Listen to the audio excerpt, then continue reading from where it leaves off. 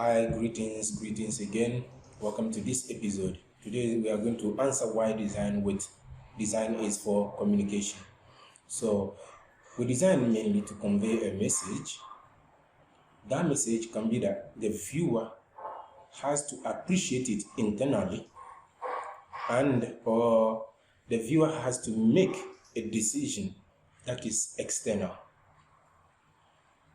So what that means is, once we send our message visually through our design, the receiver of that design, which means person who sees it, the receiver either has to take an internal action, so by probably changing their mindset or by probably starting to meditate on themselves or meditate on a particular topic, or they take an action, or they even decide the plan to take an action over time. So mainly, that's why we design. That's why we communicate through design. So let's take an example, okay? Let's assume you are walking and then you see this banner saying, announcing a verse of the Bible, and probably automatically you just be like, oh, I know this verse. Or you can say, I don't know this verse, but what are they trying to say through this verse? Then you probably go to check in the Bible and you find out what that verse says. Or if you already know what that verse says, you start thinking about that verse, and particularly the message in that verse, and you can just decide to be like, okay, I'm taking that message as accepted, or you can just decide, no, I do not accept that. So already through that banner containing that message, the person or the sender of that message made you move, made you take an action. So to go further in what I'm saying, when it comes to using design to communicate, I also prepared a slideshow, like as usual, to help us understand what it is. So let's start with our first slide. This slide is a painting on stones received from our far ancestors, probably some 7,000 to 10,000 years ago, painting that was done on stones. So through that painting, we can see that these people then were mostly interested, probably, I don't know, so that we can already see that they had an interest in the cows or animals in general. And it already shows that they really had a good skill in painting already at that time. So we can use painting, we can use art, we can use design to tell story. We can report history through that, through design. So this is an important thing to look at. And when we look at our second slide, we can see that design is also used to transmit identity or to communicate identity, and also to do advertisement. So, and when we look at our first image on this slide, probably most of you have already found out that this shoe is an Adidas shoe, and the name is not written there, because the brand has already communicated to you its identity through this particular colors and these strips. So automatically, I don't know, you see these strips accompanied with this black, and probably mostly on shoes, instinctively you automatically know that it is Adidas. You see? So we use design to communicate our identity. It is very important for you to have that in mind right now. And then at the other side, you can see so many banners around this place, but there are two particular banners that are bigger. So this is really important to notice when it comes to identity. So we can see that the people on the bigger banners are some Ghanaian politicians. So we have here, and they try to take the bigger banners in the whole area in order to emphasize on their presence, to attract more attention. So you can see already, even to try to attract attention, to call people's attention, you can use design.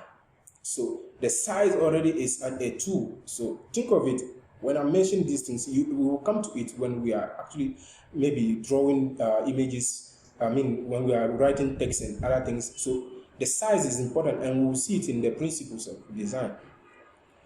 You see, size is very important to note. Pictures on it are like portrait pictures, so they emphasize on the people's faces in order to create the identity, in order to make their faces stick in your mind, to keep you remembering these faces for the purpose of the banners. So the faces are important. They couldn't take full pictures, so they took the faces. And this is for campaign. So you can imagine that it is important for you to know the person you are going to vote for. And when you look at this area, this whole area, the fact that we have so many banners around means there's so many people passing by, which these senders of these banners are trying to reach with all various ways of presenting their messages. And when you look at the banners, you can see that the designs are different from one banner to another banner. All are techniques used to reach people's attention, to call people's attention. So let's move on to the next slide. So design can also be used for philosophy. Of course, philosophy is people's feelings, it's people's thoughts, people's ways of seeing things, of perceiving life. And we saw it in the previous episode, that art is used to express humans' feelings.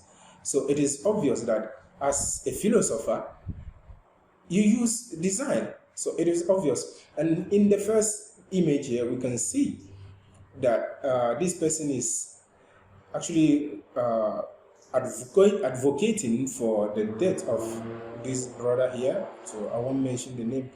So it's advocating for the death of this brother. And actually the message that the brother was saying then was actually used on his face, on his mouth. And the mouth was actually shadowed to make sure that he has no mouth, he has no saying. But in front, we can see what he was trying to say. So you see, people use images to express how they feel and what they want to say. And the other image at the right side is a t-shirt as well that says less activism and more factivism. Now, when you look at this t-shirt, the color of the t-shirt already expresses what the person is trying to do. You see, the confidence, the darkness of the situation, that uncertainty of this situation the person is trying to express here. And when you look at how he wrote these two terms, there are two sentences or two expression phrases. So the first one says less activism, and it is a text written on the white background, right? And that's actually what the person doesn't want us to do. So it is less important to him. The less activism is less important to him, but the more activism is something he requires that we do. It is imperial. It is very important. It's systematic to him that we take action. We do factivism, so something like that. So he places in the red background to emphasize on his point. So you see, we can go on and on. So even if you look at the domain name, you can see the factivist is written in red to emphasize on the purpose of this business or this organization. So without advertising them, of course, so we are just using it to communicate and just understand things. So design also is used to communicate knowledge, right? So that one, we have no doubt about it. We've been reading so many books, and already the book cover is so important. So how people write the books from the cover to the inside, and when you open most of the books, even if it is a book that doesn't have images, the text already inside is also designed. So when we look at these books covers so far, you can see not only the cover design in general, the overall design to express what the person is trying to say, but the text itself is designed purposely to express the same ideology. So you can imagine these apples going in one flow, but suddenly one apple goes out of the flow. So something out of the normal thing, and not only it is different in color, but the size and then the position, everything changed. So automatically it's like you being a deviant, and now somebody being a deviant, and then suddenly you are trying to criticize him, and it will be like, mind your business. Mind your business. So kind of you can already see the person is trying to communicate already through the cover of the book before you even get seduced to read the book. And the other one too, the same thing. So it's the same ideology, mind your business.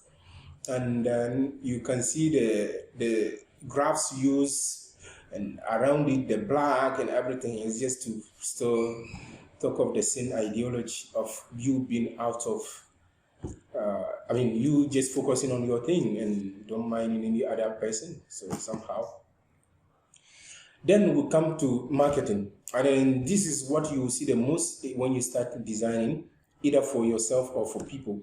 Design is one of the most used tools when it comes to marketing. When we look at this banner here, we can see that the message is so strong. I couldn't resist this banner. It was so powerful. And the reason is, when we look at a lion, we know lions, even if you haven't seen them physically, but we know lions roar loudly. So the roaring of a lion can scare any human being, can make you run away, even if you haven't seen it yet. So now imagine a loud speaker using a funnel to speak again. So they place the lion in the funnel to show, because funnel is used to amplify sound. So imagine a lion roaring through the funnel. So you can imagine the loudness of the sound. And when you hear, you read the first sentence, the message, it's like speak loudly, speak visually. So it's to tell you, one, that to express the loudness of the speaking they want you to do. So how loud you can speak through visual communication. And they use the visual symbols to show you what they are trying to say. So the visual symbol is the lion and the funnel here. And they are the symbol of loudness. So the words actually you read are accompanying the image you actually see. And what also is subtle in this banner that most people might not pay attention to is the banner is really empty. The negative space is really huge. So the space around it is very huge. And to me, this is actually to express, to give space to sound, because sound travels through space. So having space is actually a way of saying it will go far, because the more the space, the further the sound goes. No obstacles, sound goes well. So I believe this is purposely made, right? So we can go on and on to analyze how people communicate, transmit their messages through images, through design. So the next and last in this slideshow is this Chick-fil-A advertisement. I kept this for the end because to me it's one of the best advertisement one can meet. And let's go through a little bit and see what this actually is trying to say. So first of all, we'll look at a company which is Chick-fil-A. Chick-fil-A is like McDonald's or KFC and other companies serving chicken hamburgers or something like that. So it means they mainly serve chicken. And when you look at their logo, it already says that it emphasizes, because the C of the logo is actually a chick or a hen head, or I don't know, a chicken, a cock head. Yes, that is actually a cock head. So this is to show how much interested these people are in the chicken. Now, they want to tell you to come and eat from them. And we know chicken is not the only meat. The chicken is not only the only flesh people eat. We have cows, we have goats and other things, but mainly, if people are not eating chicken, they are probably eating their cow. So it's like two rivals in the plate, and one coming to tell don't eat me much, please eat the other one instead, eat the other guy rather, don't eat me. And that's the cow. The cow comes in to tell it's like, stop eating cow. So any other people serving the cow, do not go there. Any other people eating the cow, do not go there. Come where they sell the chicken. And when you look at the writing, it is written in the same pattern as the cow's skin. So the black and white. The background of this banner is white, and then the writing is in black.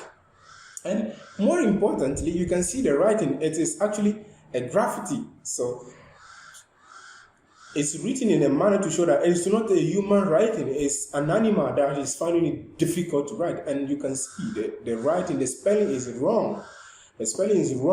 Yes, kind of wrong. The spelling can be said wrong, but it is not really wrong, because when you look at the it is okay, right? And the dropping of the ink, you can already say it's normal, because it's an animal, it doesn't have time to pay attention to it.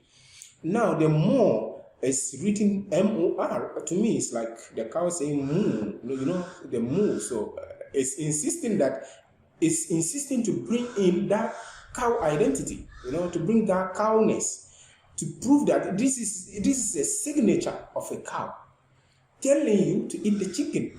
And they didn't spell the chicken well, so it's chicken. Just do it. It doesn't have time to write it right. It doesn't know how it is spelled. It is an animal. It's a cow. And to me, the funniest part and the craziest part is the fact that